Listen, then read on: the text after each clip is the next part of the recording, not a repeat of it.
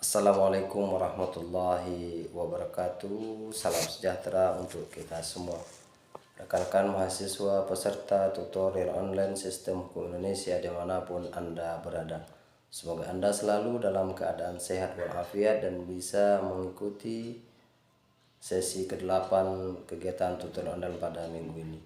Baik, pada minggu yang ke-8 ini Pak, atau pada sesi yang ke-8 ini kita akan membahas dan mempelajari tentang hukum internasional. Dan tentunya kita awali dari pengertian hukum internasional dan kemudian mempelajari sumber hukum internasional, struktur hukum internasional, dan subjek hukum internasional, dan terakhir yurisdiksi hukum internasional. Dan untuk memudahkan rekan-rekan sekalian dalam mempelajari modul ke-9 BMP SIP 4131 Sistem Hukum Indonesia, silakan rekan-rekan sekalian mengunduh atau mendownload materi yang telah kita sediakan. Dan juga rekan-rekan sekalian bisa mempelajari materi pengayaan yang juga telah kita sediakan.